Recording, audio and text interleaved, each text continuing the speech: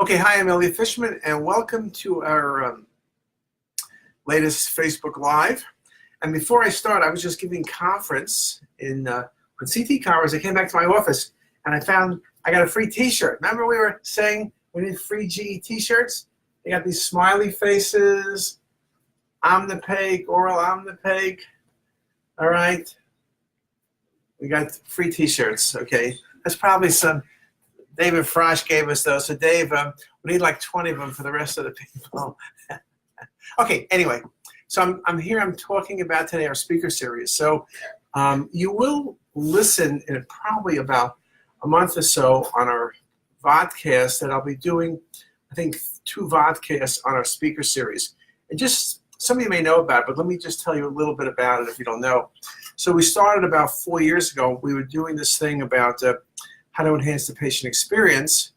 And usually people's great idea about the patient experience in the hospital or the outpatient center is to get new magazines, kind of like a Larry David episodes where people don't want to read the magazines that are like 3,000 years old. When you're reading Time magazine when George Bush is elected, not when he's passing away.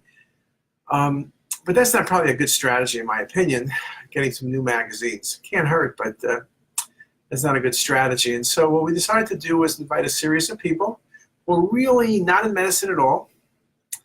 They don't work in hospitals, they don't work in clinics, they don't run anything in terms of medical, but they're really experts in their own field, and they're excellent at what they do. And the truth is, no matter what field you're in, you are dealing with maybe not patients, but their customers. And perhaps we need to think about our patients not as patients per se, or people who need to come to you because they're sick, but as customers, people who choose you. And we've had a series of speakers, I mean, anywhere from Jensen Huang, head of NVIDIA, Ed Catmull, head of Pixar, which is, let's say, technology, to Brian King, who runs Marriott, to Tina Wells, who's an expert on millennials and Z generation, to Cindy Wolf, who runs a restaurant. So there's a range of people. We had people from the hospitality industry, Horst Schultes, who ran the Ritz-Carlton for several decades. We've had venture capitalists. We've had people who are in the industries such as movies and television. We had, for example, Paul Greenberg. We had people who are experts in social media, Whitney Fishman, Zember. So we had a whole bunch of people. And it's interesting that if you listen to all of the people, you learn something, but you learn certain things that kind of go across. We've done 31 speakers now.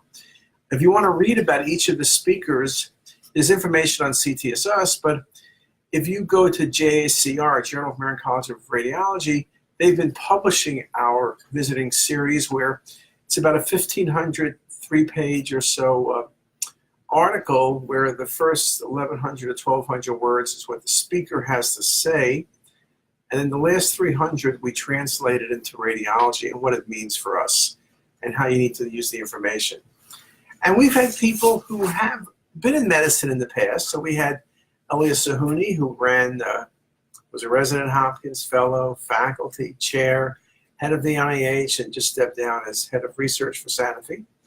And we've had Bill Brody, who was a radiologist, chairman of radiology, president of the university, president of Salk, but they had not read a film in 20 years, so that's my cutoff. If you haven't read an X-ray or a CT, MR ultrasound in 20 years, you're no longer considered someone reading films, and you're an expert on the outside. So we had them speak as well. And as I mentioned, there were certain themes that people focused on. Let me just tell you a little bit about several of the themes. And it's something good to think about. So one of the themes that many people spoke about was hiring. There's a great tendency in hospitals, departments, wherever you are, you have a job opening, someone applies, you hire them, you maybe check a couple of references, you speak to the person for a few minutes, and then you hire them. And then you sometimes wonder why you're not happy with who you hired. One of the things that everybody said, from Ed Catmull to Jensen Huang to Elias Sahuni to Bill Brody and on and on and on, is you need to spend a lot of time hiring. You need to check out people. You need to check everything. their references, but also learn a lot about them.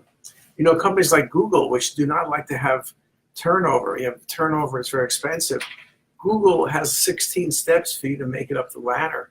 Facebook, very similar processes. So you really have to interview over many months, and they really do put a lot of time, a lot of effort into interviewing because they want to make certain they get the right person. And the right person is not just for the job they want to hire for, but they know the average job is good for 18 months. So they need to hire you for the next job and the next job and the next job. And for companies like Google and Facebook and Amazon and Apple, they recognize very clearly that the highest cost would be to keep hiring. You want to hire someone and have them stay with you. You want them to be happy and do well, but you need to have really good people. So there's massive effort in hiring. Don't just hire the first person. Don't hire good enough. You need someone who's really good. If you just hire good enough, it's not going to be good enough at the end of the day. So they spoke about that. Also, they spoke about the fact is sometimes you hire somebody and they just don't work out. I mean, they meant well, you meant well, whatever the process is, it's just not working out. And you know, sometimes it's just not a perfect fit in the beginning, and you could do a little bit of changes, you could train people some more, you could teach people, but sometimes it's just not going to work. And everyone's at the same thing: fire fast. Hire slow, fire fast. If someone is not working out and they're just terrible and they're driving you crazy and you can't take it, what's the point of belaboring it and dragging it out? Now, of course, you have to deal with your HR in your hospital, which means you almost couldn't fire anybody. You couldn't get rid of Attila the Hun, probably, in most cases. But the idea is if you made a mistake, despite the best efforts, undo the mistake. Don't drag it on forever. Don't be like some institutions where they have someone who doesn't do their job, so then hire someone else to do the job the first person should have done because they don't want to get rid of the first person. So the first person is there sucking up oxygen and not doing any work. So you need to really fire fast, hire slow. Now, another thing that Horst Schulte was probably the one who mentioned the most.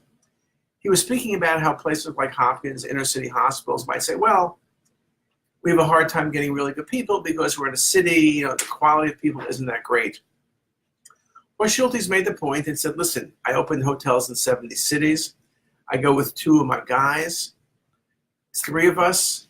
We hire, we train, we get out. So he said, I opened a hotel in Baltimore. I opened a Hyatt many years ago. We've done very well there. We hire and we train. And what he said was, it's not that the people are bad, it's that your managers are bad. So if you hire someone, you say, okay, here's your desk, start working.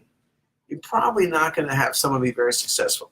Or if you just tell someone, okay, you have them being shown what to do by somebody who doesn't know what to do or who grumbles a lot, then you have 2 grumbling people and 2 people who don't know what they're doing. And Horst Schulte's point was, and a number of other speakers, you really have to train people. You need to set expectations. We had Keith Grossman here from Bloomberg, and he made the point that, you know, everybody has these rating systems, 1 to 5, 5 being the best. And he goes, even crappy people, their evaluations are 4 or 5 because no one has the nerve usually of giving an honest evaluation. So you just push people down the ladder and hope they just leave or get promoted to the next level of idiocracy. Well, he was making the point that what he was looking at doing is changing the system where if you're hired and you do your job, you're a 2. You're a 2. I'm paying you, you're a 2. If you don't do your job, you're a 1. If you're a 1, there's 2 possibilities. 1, we're going to fire you, or 2, we're going to train you and retrain you, and then hopefully you can move up the ladder and then you can do well. If you're a 1, you're toast. Now, the advantage is we still have a 1 to 5 system, but 3 means you've done a really, really, really good job. 4 means you've done unbelievable. 5, you invented the internet, okay? So his point was that by having a 2 as the average, although people kind of feel weird, they're only at 2, they feel like they're pathetic, but no, it's the fact is you want to have much more incentive on the upside. If everybody's a 4 or 5, There's no incentive on the upside. There's no place to grow to reward people who do really well. So his point was 2, then 3, which are good, 4, oh, wow, wow, wow, wow, wow, and 5, you're at the top of the mountain. So again, this idea of how to do things differently is something that's evolved. We spoke with Jensen Wang. Jensen's head of NVIDIA and makes all those chips and AI. And his point was that one of the things in the company is that you need to be thinking about how to do things before your customers. That in his business, things are 5 years in a cycle. And if you wait for your customers to tell you what to do, you're going to be bankrupt. People are happy what's going on now, but as a developer, you need to be happy what's going to be in 3 to 5 years. And so he even said that you have to recognize that sometimes your best friends are going to tell you you're crazy. But that's all right, because your job is to make those decisions. He also made the point that it's critical that people are happy with what they're doing. You need to feel that your work is important. You need to feel that your mission is important, and that you're on a mission that requires you to perform your best. If you do all those things, then people tend to rise to the occasion. They feel part of something special, and they do incredible things, far more than they thought or even you thought they possibly can do. So that's something to be thinking about. We've had other people come speak. As I mentioned, Tina Wells. She spoke about Generation Z once. She spoke about millennials once. The fact is that newer generations, Generation Z, 18 to 22, is a lot different than the rest of us, how they think, how they want to be treated, how they treat others, what they expect out of work. All of those things are important to know as you hire people in that generation. And she was saying, that it's just a matter of learning and trying to retrain yourself what works, because with different generational things, your classic things that you think really matter maybe don't to these people, and things that you think really aren't important, like the feedback. We got feedback once every 5 years, maybe. Now people want feedback every 5 minutes. Now perhaps you can't do every 5 minutes, but perhaps you need to do it more often than you did in the past. And again, it's simply a matter of you adjusting to the workforce you have. And the workforce is changing. The Gen Zs, Gen Xs, millennials, everyone's coming in the workplace, but how they behave in the workplace is really going to impact how we do things. And that's the same thing in medicine. People want very defined hours. They want how many cases they read. They want a lot more structure. I think our generation was more structuralist. You came, you read, and you just read till you ran out of films, and then you went home. Now it's not really. It's a 24/7 operation, which it always was, but now you have Nighthawks because you don't want people to read past a certain time. People want to go home at a set time. I just came from RSNA. There was a challenge there where just the fact that the whole generational thing becomes so important that it's really an impact on academics in the sense that how many people are producing or writing papers, that's going down as people like to block in their time. They don't want that free roaming time of academics where you're writing, doing research, teaching. They want to be able to do things on their research day, not a moment more, not a moment less perhaps. So it's really a challenge of how you deal with people and how do you deal with different people and meet expectations and try to make everybody happy. Ed Cabell made the point in his book about the fact that the higher you get up on the ladder, the harder it is to know the truth, that people tend not to tell you the truth. They tell you what you want to hear. They tell you everything is wonderful. It's a great temptation, and Bill Brody made that point also, that the higher you get, the less you know. And you don't really have all the facts. You have the facts that people have told you or you heard.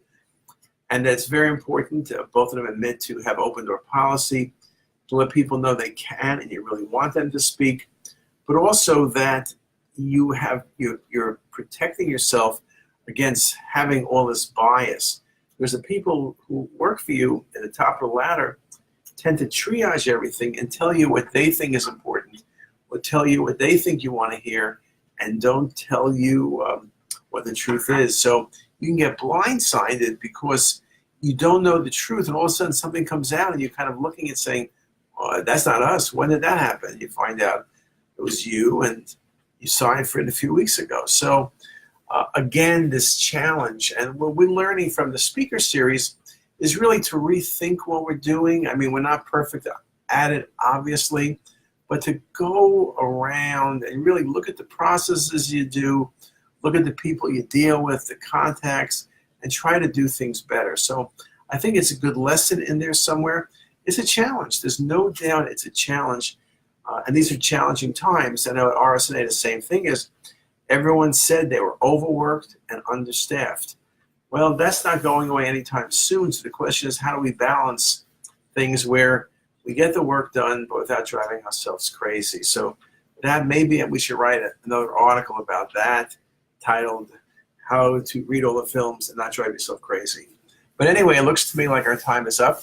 If anybody has any questions, this is a good time to ask them because I can answer them after the call, but you want to share them right now? I'll take a 10-second break.